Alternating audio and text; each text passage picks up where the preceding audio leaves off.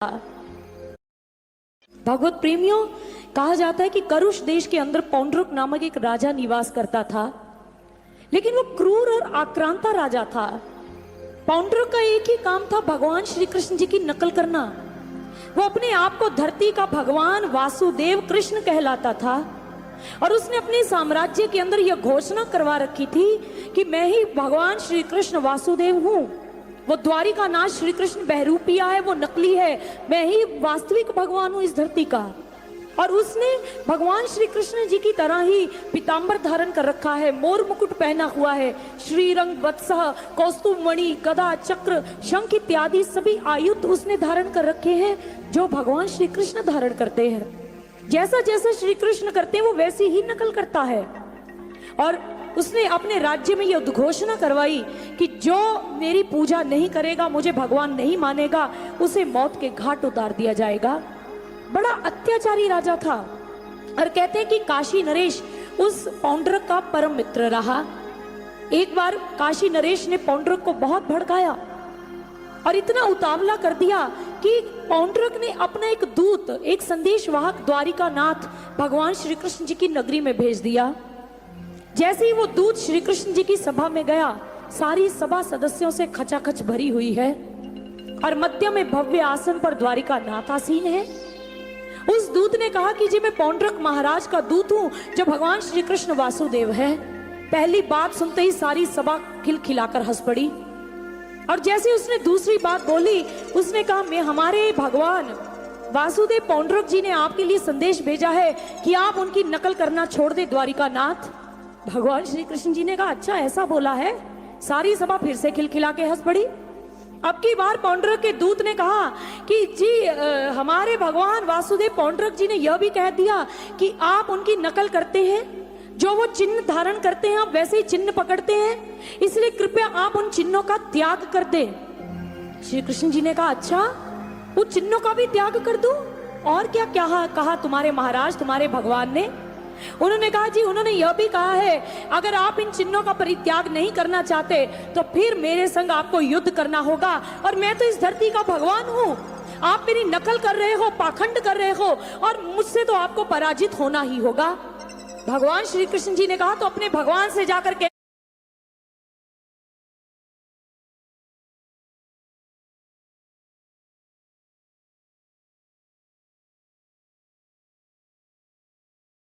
कहा तो अपने भगवान से जाकर कहना कि द्वारिका नाथ श्री कृष्ण की भेंट उनसे युद्ध के मैदान में होगी।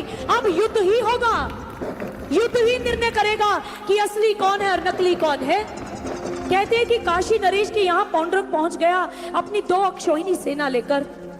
सर्वप्रथम काशी नरेश ने कहा मित्र तुम मत जाओ, मैं अपनी अक्षौहिणी सेना लेकर जाता हूं। वो भी अपनी एक अक्षौहिणी सेना लेकर युद्ध के मैदान में उतर गया।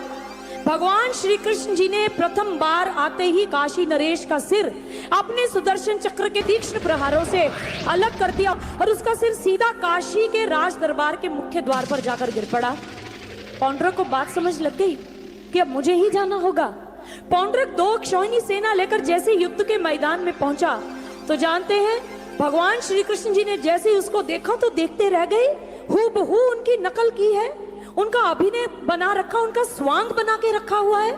उन्हीं के जैसा रथ है, ध्वजा उन्हीं के जैसी बनाई हुई है, मोर मुकुट लगा रखा, पीतांबर पहना है, बांसुरी खोसी हुई है और सारी आयुध धारण कर रखे हैं। प्रभु देखते रह गए कैसा स्वांग, कैसा ढोंगी है ये।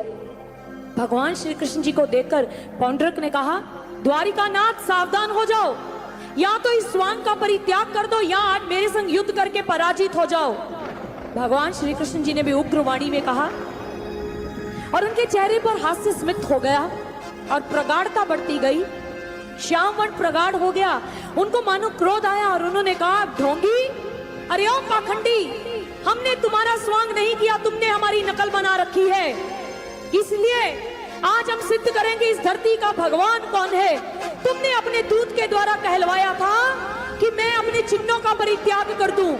उन चिन्हों का परित्याग करना इतना सरल नहीं है पौंड्रक। आज मैं अपने चिन्हों को तुम्हारे ऊपर ही छोड़ता हूँ। लोग बच कर दिखाओ। भगवान श्री कृष्ण जी ने बाण के द्वारा उसके रथ के पहियों को क्षत क्षत कर दिया। पौंड्रक जैसे ही गिरने लगा पुनः संभल गया और अंतिम बार भगवान श्री कृष्ण जी ने कहा, पौंड्रक सावधान, मेरा चिन्ह तुम्हारी ओर बढ़ रहा है। और भगवान श्री कृष्ण जी ने अपनी तर्जनी आकाश की ओर बढ़ाई। उनकी तर्जनी पर थरथराता हुआ अमोघ सुदर्शन चक्र आया और वो चक्र घूमता हुआ दंदनाता हुआ पौंड्रक की ओर गया और उस ढोंगी पौंड्रक की गर्दन को धड़ से अलग कर दिया और उसका उद्धार कर दिया। द्वारिका नाथ की जीत हो गई। तो बोलिए द्वारिका नाथ भगवान श्री कृष्ण की, भगवान श्री कृष्ण की विजय हो गई। व्यास जी बता रहे हैं पौंड्रक जैसा स्वांग तो आज भी दुनिया में हो रहा है।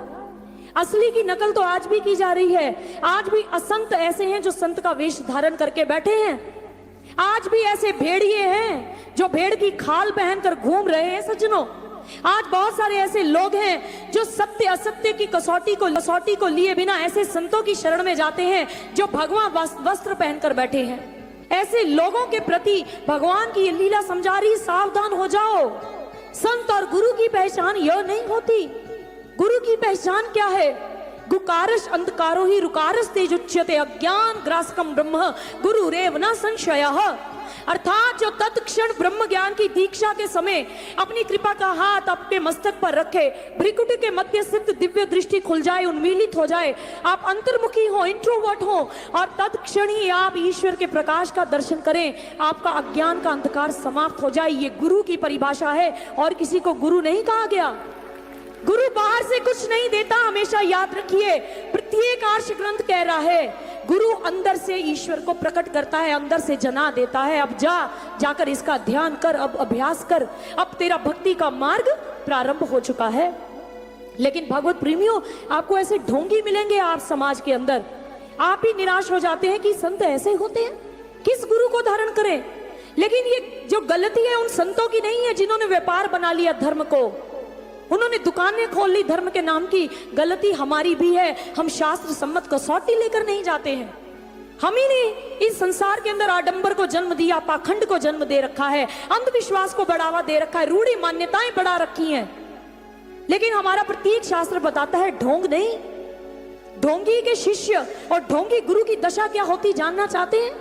आपको एक दृष्टांत सुनाते हैं। एक बार एक ढोंगी बाबा थे, इतना पाखंडी कि उसके पास ईश्वर की कोई नाम की वस्तु नहीं, ईश्वर दर्शन नहीं, लेकिन पीछे कितने लोगों को लगा रखा है। चिकनी चुपड़ी बातें, मीठी मीठी बातें करके उन लोगों को फंसा रखा है।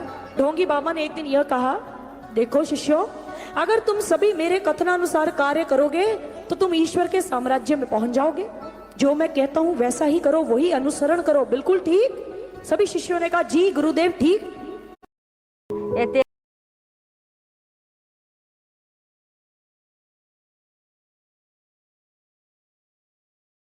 तेल